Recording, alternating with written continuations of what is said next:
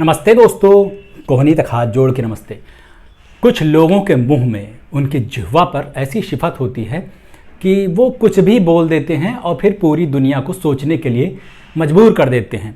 पुराने समय में राजा महाराजाओं के ज़माने में एक कहावत चला करती थी कि बातें हाथी पाइए, बातें हाथी पाओ। मतलब कि मुंह से निकली हुई बात आपकी ऐसी भी हो सकती है जिससे आपको इनाम में हाथी मिल जाए, और इसी मुंह से आप ऐसी बात भी बोल सकते हैं जो किसी को इतनी बुरी लग जाए कि आपको हाथी से कुचलवा दे। खैर, वो तो पुराने ज़माने की बातें थीं, अब इस तरह की सज़ाएं नहीं होती हैं, लेकिन थप्पड़ वगैरह चल जाया करते हैं आजकल भी। कुछ ही दिन पहले खबरों में आया था कि कंगना रनौत को एक CISF की जवान ने कंटापित कर दिया, एक थप्पड़ मार दिया, और बहुत बुरा लगा था हमें भी कि हिंसा की कोई जगह नहीं होनी चाहिए सभ्य समाज में। लेकिन अब लगता है कि ये तो बहुत छोटी चीज़ थी। जो शाब्दिक हिंसा है ना, वो कंटाप से निकली हुई हिंसा से ज़्यादा हानिकारक होती है। और कंगना रनौत को जो जिह्वा मिली हुई है, जो मुंह मिला हुआ है, इसमें ऐसा लगता है कि निकट भविष्य में उनके साथ ऐसे हादसे अक्सर पेश आते रहेंगे, क्योंकि उनका अपनी ज़बान पर कंट्रोल है ही नहीं। और अगली बार बहुत सारे लोग सोचेंगे कि अब इनके पक्ष में बोला जाए या ना बोला जाए, क्योंकि उनका कोई ना कोई बयान वायरल होता ही रहता है। अभी उन्होंने किसी पॉडकास्ट में अपनी फिल्म इमरजेंसी के प्रमोशन के दौरान ये बताया कि जो किसान आंदोलन हो रहे थे उसमें लाशें लटकी रहती थी, वहाँ औरतों के बलात्कार हो रहे थे, वगैरह वगैरह। यहाँ पे जो फार्मर्स प्रोटेस्ट हुए, वहाँ पे लाशें लटकी थी, वहाँ पे रेप हो रहे थे। तो इस तरह के षड्यंत्र, और आपको क्या लगता है, किसानों, चाइना, अमेरिका। और अब कंगना रनौत की ही पार्टी बीजेपी ने कंगना रनौत के बयान से किनारा कर लिया और खुद बयान जारी किया कि किसान आंदोलन के परिप्रेक्ष्य में दिया गया कंगना रनौत का बयान पार्टी का मत नहीं है। और ये ऑर्डर भी दिया कि सुश्री कंगना रनौत को निर्देशित किया गया कि वे इस प्रकार के कोई बयान भविष्य में न दें। लेकिन क्या कंगना रनौत चुप रह पाएंगी किसी भी तरह से? और सरकार के खिलाफ, 3 कानूनों के खिलाफ धरना प्रदर्शन करते हुए 700 के करीब किसान मारे गए वहाँ पर अपने घर से दूर। इसके लिए कौन जिम्मेदार है, इस पर कभी कंगना बात नहीं करती। हो सकता है कि किसान ही उनके लिए जिम्मेदार हों, क्योंकि अगर वो प्रोटेस्ट नहीं कर रहे होते, चुपचाप अंगीकार कर लेते, जो कानून उनको मिल रहे थे, सर झुका के मान लेते, तो इतने लोगों की मौत वहाँ पर तो नहीं होती धरना स्थल पे। तो इस हिसाब से देखा जाए तो हर चीज़ के गुनहगार जो हैं वो प्रोटेस्ट करने वाले ही होते हैं। जो विक्टिम है वही सबसे बड़ा गुनहगार है। उसके अलावा उन्होंने कुछ और एक्टर के बारे में कहा कि जिसने हमको एक फ़िल्म ऑफ़र की थी, बड़ी फिल्म।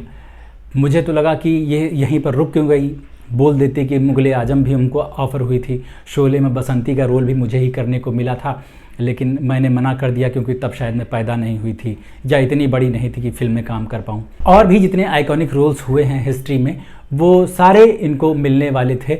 नरगिस के बाद अगर कोई इतना ज़्यादा सेलिब्रेटेड एक्ट्रेस है तो वो सिर्फ़ और सिर्फ कंगना रनौत हैं। पैट्रियाटिक फ़िल्मों की भी बात करती हैं, देखो कितना बढ़िया चल रही हैं, उनको देख के लोग कितने खुश होते हैं। और पैट्रियाटिक फ़िल्मों में ही इनकी तेजस आई थी, धाकड़ भी आई थी, जिनके बारे में हो सकता है इनको बात करने में अब शर्म आए, क्योंकि इसने इतनी भयंकर कमाई कर ली थी कि इन फिल्मों के शोज़ कैंसिल करने पड़ गए थे। तो ये सब बातें हैं। कंगना रनौत कभी चुप नहीं रहती, और अब तो वो पार्लियामेंट में पहुंच गई हैं, मंडी से सांसद हैं, और स्मृति ईरानी को वहाँ से आउट कर दिया। तो लोगों ने सोचा था कि बीजेपी में जो राहुल गांधी मिनिस्टर हैं, मतलब जो राहुल गांधी मामलों की विशेषज्ञ मिनिस्टर हैं स्मृति ईरानी, वो अब नहीं है, तो वो विभाग खाली हो जाएगा। अब राहुल गांधी की बेइज्जती करने वाला कोई नहीं रहेगा। तो वो डिपार्टमेंट कंगना ने बखूबी संभाल लिया है। वो जब देखो तब राहुल गांधी के ऊपर तीर चलाया करती हैं। राहुल गांधी के ऊपर तीर चलने भी चाहिए, उनकी बेइज्जती भी होनी चाहिए, उनसे सवाल भी करने चाहिए, क्योंकि वो भी इंसान है, नेता है, पब्लिक लाइफ में है, कोई नॉन बायोलॉजिकल तो है नहीं कि जिनका सीधे अवतार हुआ है। तो जाहिर सी बात है उनसे सवाल होने चाहिए। लेकिन कौन सी बातें कही जा रही हैं, ये थोड़ा सोच समझ के बोलना ज़रूरी है। कंगना के साथ ये प्रॉब्लम नहीं है। सोचने समझने में जो टाइम वेस्ट होता है, जो एनर्जी जाती है, जो दिमाग खर्च होता है, उसके लिए उनको ज़्यादा टेंशन लेने की ज़रूरत नहीं है, क्योंकि उनके पास जो मुंह है वही काफ़ी है। दिमाग का मुंह से, ज़बान से कोई कनेक्शन नहीं है। जब भी जो भी मर्जी आती है सब आराम से धड़ाक से बोल देती हैं, बिना सोचे कि इसका आउटकम क्या होगा, क्योंकि उनके पास वाइस सिक्योरिटी है। तो उनको लगता है कि हर जगह बच जाएंगे, लेकिन हमेशा ऐसा नहीं होता है। एक बार देखा जा चुका है, क्या पता फिर आगे कोई उठ के आ जाए, फिर से आहत हो जाए इन बातों से। लेकिन उनको कोई चिंता नहीं। उनको चिंता इसलिए भी नहीं है क्योंकि बहुत ज़्यादा क्या करेगा, कोई गाली दे देगा, ट्रोल कर लेगा या थप्पड़ मार देगा, इससे ज़्यादा उनका कोई बिगाड़ नहीं सकता है। जबकि जो अपोजिशन में लोग हैं वो अगर उल्टी सीधी ऐसी बात कर देते हैं या कहीं कुछ ज़्यादा भावावेग में आके कुछ कर लेते हैं तो उनको घर में बुलडोज़र चल जाएगा। तो ये जो समस्या है ये अपोजिशन वालों के साथ है, बोलने वालों के साथ है, सरकार से सवाल करने वालों के साथ है। कंगना रनौत के साथ ये सब दिक्कतें नहीं होने वाली अगर आप इस तरह की सोच में बैठे हो तो। इसीलिए कंगना रनौत को डर भी नहीं लगता है कुछ भी बोलते हुए। और मुझे लगता है कि कभी कभी इंसान को अपनी इज्जत का खतरा होता है कि यार मैं बोल रही हूँ या मैं बोल रहा हूँ और लोग इसको सुनेंगे तो क्या कहेंगे। और कुछ लोग इन चीज़ों से इम्यूनिटी प्राप्त कर लेते हैं, उनको बोलने में कोई दिक्कत नहीं रह जाती, वो कोई भी चीज़ खुल के कह लेते हैं। ऐसे लोगों में पहले नंबर पर कंगना रनौत ही हैं अभी। दूसरे पर मान लो मुकेश खन्ना होंगे नहीं, उनके अलावा ही बहुत सारे लोग हैं, लेकिन मुकेश खन्ना अभी तक ऐसी चीज़ें कहते रहते हैं जिन पे लोग आहत हो जाते हैं कि यार ये बंदा हमारे बचपन से आगे निकल ही नहीं पा रहा है, सब बड़े हो गए लेकिन ये अभी तक शक्तिमान में ही डोल रहा है। तो उनके साथ भी दिक्कतें हैं, लेकिन वो एक अलग चैप्टर, उनके बारे में कभी और वीडियो बनाया जाएगा। कभी उनका ऐसा बवाली चीज़ वायरल होगी उनके बारे में तो वीडियो बनेगा। अभी इतना भयंकर कांड उन्होंने नहीं किया है जितना कंगना रनौत कर रही हैं। तो कंगना ने इन सब चीज़ों से इम्यूनिटी प्राप्त कर ली है कि लोग जज करेंगे, क्या कहेंगे।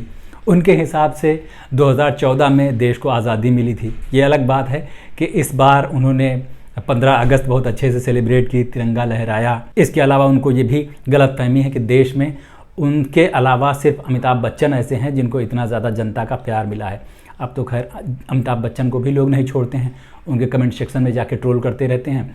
तो कंगना रनौत कौन सी बड़ी चीज़ है। तो इस मामले में देखो तो कंगना रनौत बाजी मार ले जा रही हैं। उतना ज़्यादा ट्रोलिंग अभी, उतना ज़्यादा प्यार जो है वो अमिताभ बच्चन को झेलने को नहीं मिल रहा होगा जितना कंगना रनौत को मिल रहा है देखने के लिए। तो बातें हैं, बातों के भाले हैं, फेंक जहाँ तक भाला जाए। अगर इस तरह की बकैती बेसिर पैर की ओलंपिक के किसी गेम में आती तो पक्की बात है कि कंगना रनौत को सिल्वर मेडल मिलता।